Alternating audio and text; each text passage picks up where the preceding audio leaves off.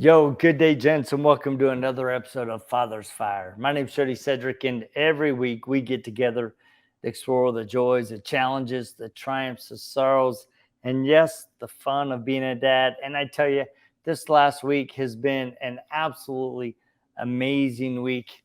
Judy and I, and our oldest son Devin, and his partner Matt, and my youngest daughter Kaylani, we all flew to Springdale, Arkansas to celebrate my mom's 80th birthday. Happy birthday, Mom.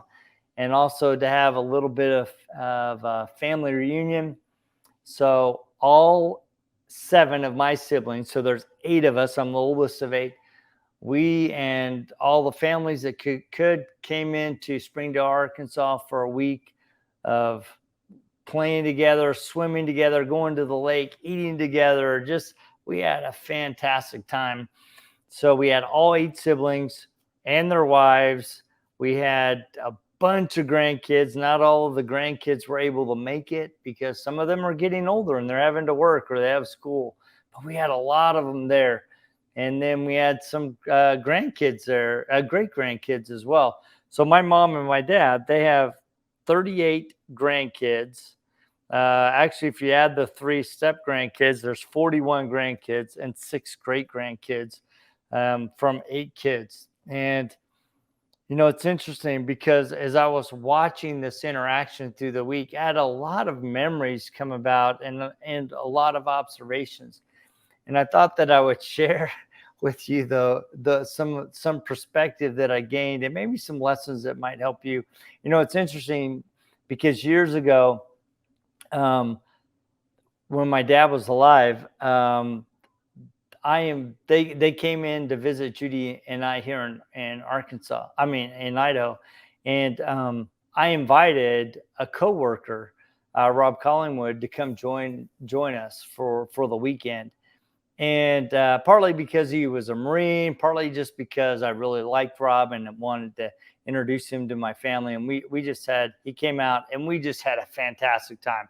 Him and my dad connected because of the military connection. And it just was really fun. And he said, on Monday when he came in, he said, Jody, thank you so much for inviting me. I had a fantastic time. And I just really loved your dad. I loved your family. But he goes, straight up, you guys aren't normal. I said, what do you mean we're not normal? He goes, you guys are not normal because all of you guys like each other. You enjoy being together. That's not normal for a family. And I've thought about that a lot because in some respects, that's a little true, right? There are a lot of families that have gone through a divorce, separation, death, and just strained relationships, not liking each other, addiction. I mean, there's so many things that put strain on the family that sometimes you don't really like to be with each other. And my family really enjoys being together. Yes, we have some quirks, and sometimes we're like, why are they doing that? Right. But there really is a unity in our family. And as I was watching this unfold, the couple days that we were there, and I'm watching all the kids gather. We're at Sean's house. We're in the kitchen and the dining room, and some kids are outside. And then we pulled everybody in to sing Mom happy birthday and give her a little gift where we created this little photo that had 80 things that we love about you. And so every sibling and every grandkid and every great grandkid got to say something that they loved about grandma. And as I was watching all of this interaction, it really made me think about my dad and how my mom and dad as a couple forged this unity and this foundation and this love and this focus on family that is rippling across generations. And it made me think about, what was it about my dad and my mom that created such a powerful environment, and what can we learn from that, both me and my family, but also you and your family? Because I'm still raising my kids and they're all starting to move out, but I've noticed that I'm still very engaged and involved in their lives. And so parenting just doesn't end, right? We continue to evolve and grow, and our kids teach us things as they become men and women and start pursuing their career. But as I look back, I'm like, what are the things that my dad did that really impacted me, impacted my relationship with my siblings and with my mom, and also have rippled into my own family and how I parent my kids and have built a relationship with them. I think number one is that I saw very firsthand, continually over the years, that my dad was 100% committed to my mom, and she was committed to my dad. And they were very intentional about the relationship that they had with each other and the relationship that we had as kids. In fact, the talk about intentionality, I mean, every Monday we had family night. We gathered around the kitchen, we played games, we had a lesson, we sung songs, we made treats. Sometimes we would go to the movies together in the summer, sometimes we would go out on the lake. And Monday nights were dedicated to family. Saturdays were dedicated to a mix of working around the yard or in the house, but also playing. We'd go out in the boat, and sometimes we'd go camping. And Sundays, we went and worshiped together. We went to church together. My parents were very involved in that and set a precedence that, we were to build a relationship not only as a family, but also a relationship with God. And that blessing would ripple across all of our family and draw us closer together. So they were very intentional about that. My dad also was very purposeful in showing us his love, his admiration, his reverence, his dedication to my mom. And there are two instances that really exemplify this and still just resonate through my mind. And I've probably shared this in the past on the podcast or, one or two times, but I think it's important. The first time was, when we had moved to Arkansas after I graduated. My dad was going to nursing school. And there was one day where my mom and one of my siblings really got into a heated argument. And my sibling was just getting in my mom's face and just being disrespectful and loud. And dude, my dad came in and literally pushed my sibling against the wall and said, "Don't you ever talk to my sweetheart like that again. Yes, she is your mom, but first and foremost, she is my sweetheart. And nobody talks to my sweetheart that way. And I expect more out of you because she is your mom." And that just really penetrated my heart that, my dad was a defender of my mom.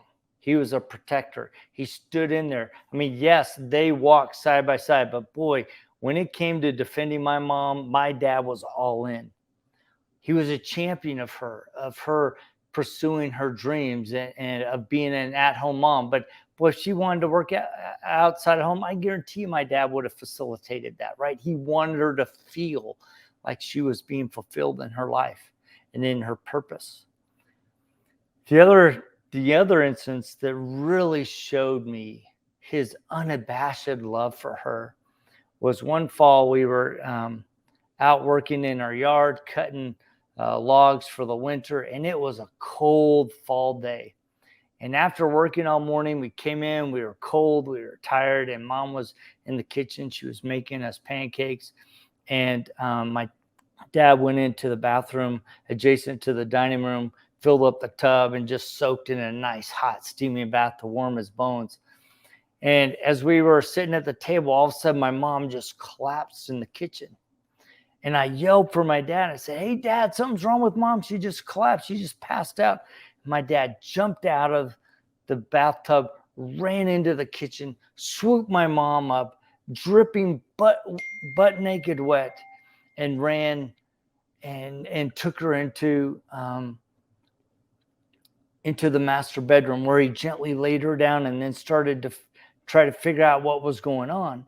And so while he was doing this, I went into the master bathroom, and I grabbed a towel and started to hand it to my dad. And he said, "Son, that's not important right now. I need to see what's going on with Mom."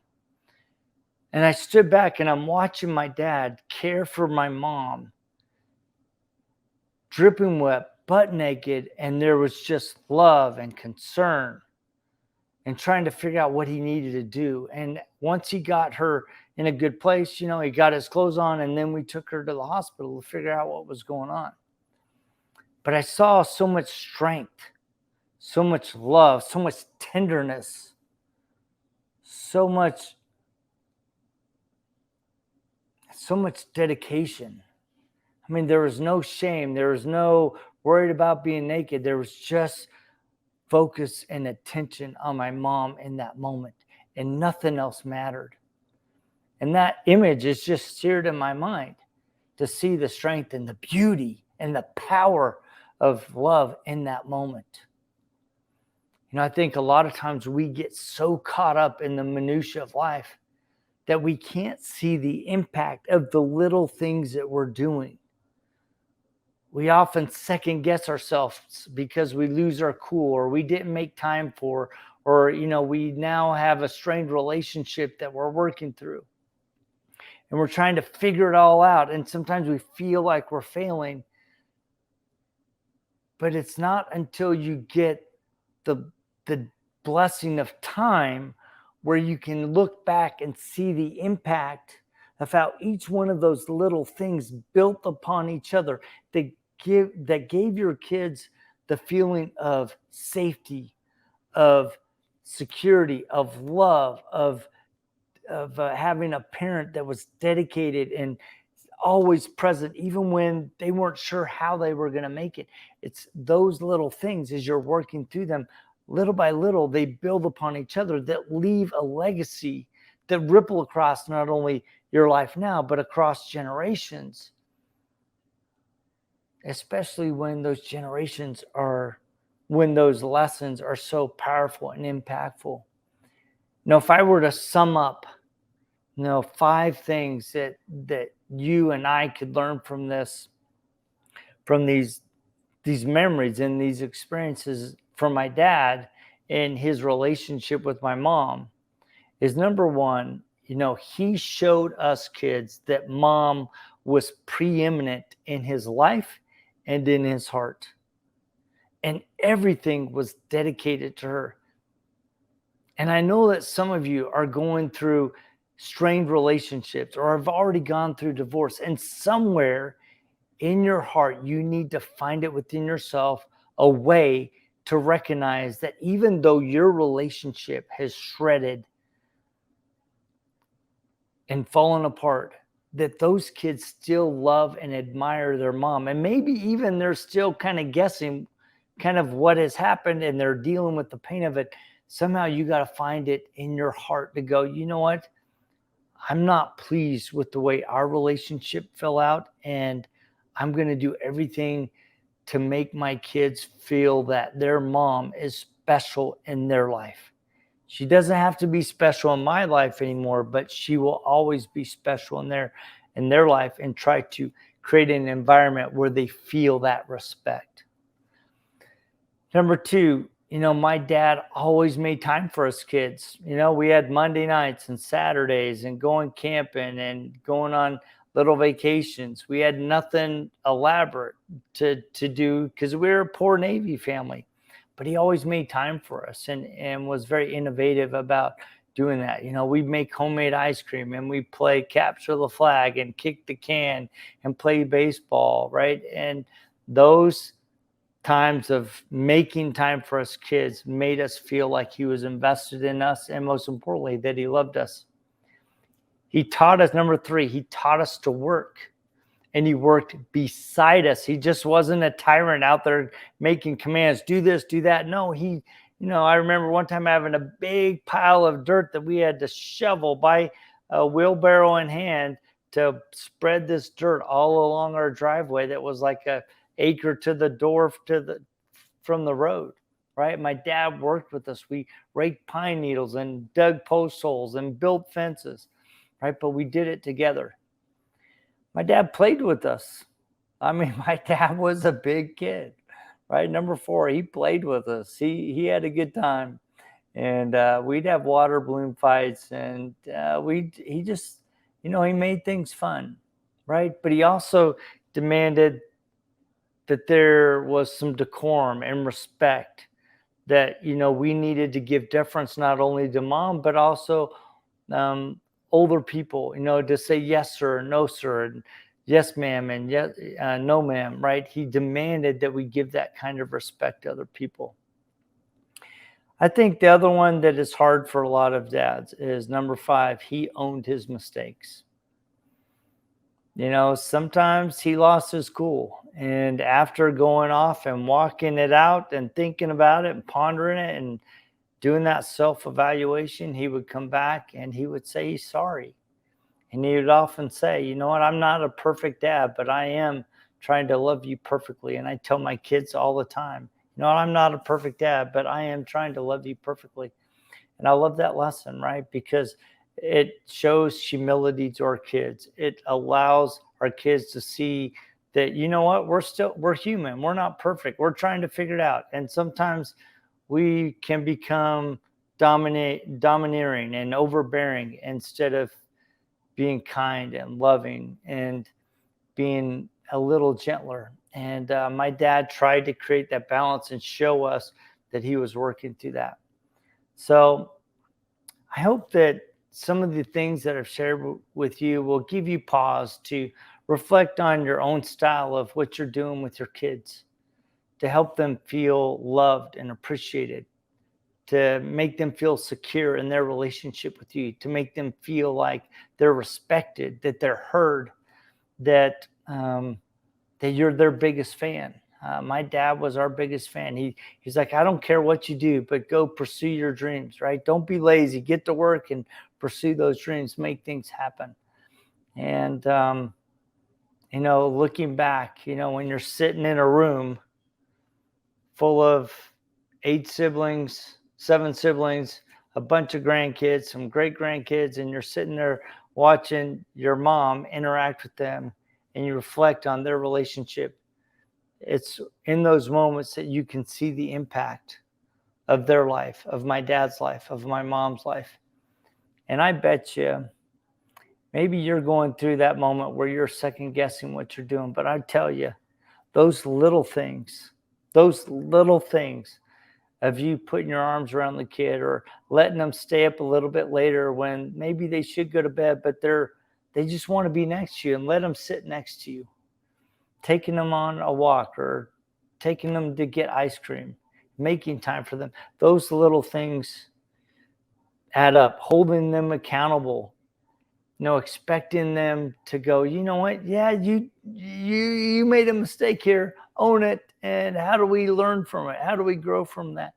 Setting up a safe place where they can grow and experience it, and that they can feel that dad's got their back. So anyway, I hope this touches your heart. I hope that there are things that I've shared that will help you become a better father, a better husband, a better man. Because really, the full purpose of this podcast is to ignite the fire within all of us to be men of God, to be men who are leaders in the family, men who walk side by side with their wife, that make them preeminent in their life, and that their kids see that, and that you love them, and that you love your kids. And I hope that you enjoy these conversations. If there's something that you would like to talk about or like me to address, or if you'd like to be a guest, I'd love to have you on. So anyway, thank you so much for tapping in, and we will check you same time, same bat channel, just next week, right here on Father's Fire. See ya.